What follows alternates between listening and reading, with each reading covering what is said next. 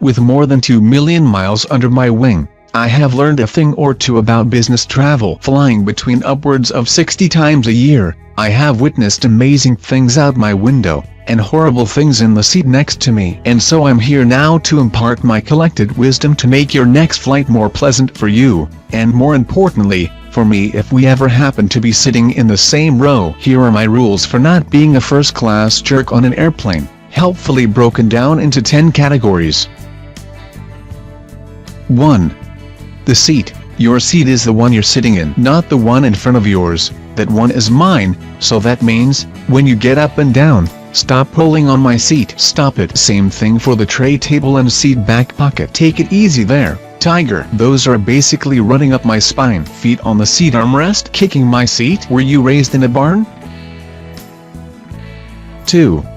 The bathroom. There are plenty at the airport. In your house, your hotel has a few. Make it a habit of using one before the flight, just like your parents made you do before road trips when you were 6. If you're in a window seat, and you make us all get up so you can pee during a 1.5 hour flight, means you either suck at planning or have a bladder infection. Also, if you do use the bathroom, clean up after yourself. Again, think about your mom and her rules when you were 6.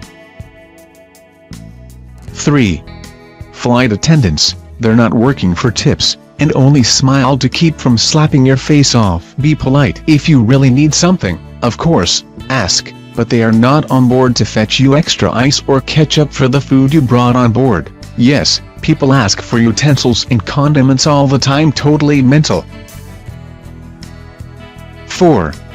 Speaking of food you brought on board, how about don't? Especially for short flights. If you must bring your own chow, don't make it anything stinky or messy or soupy. Gumbo, BBQ with all the fixings, curry. Have you no shame? Just because they sell it on the concourse, doesn't mean it's supposed to be eaten in a sealed metal tube full of strangers. Have some courtesy and common sense. 5. First-class passengers. You are not more important than anyone else on the plane. If you were so important you'd be flying private. First class means you have a few more dollars or you upgraded with miles. You are not the king of anything. 6.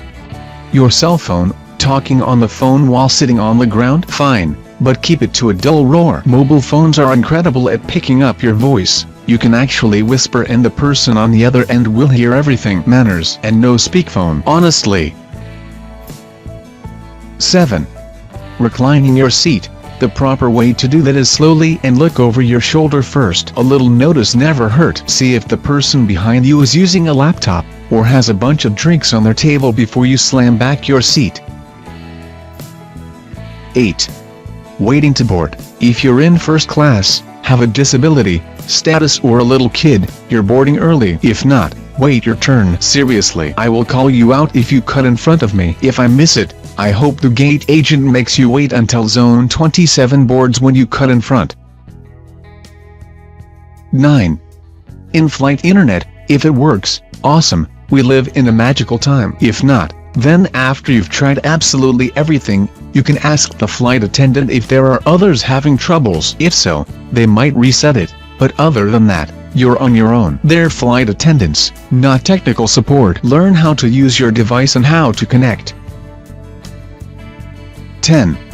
Drinking on board. If you're older than 22, you should keep drinking to a minimum even if the booze is free. Short of a smelly seatmate, there is nothing worse than a drunk on a plane.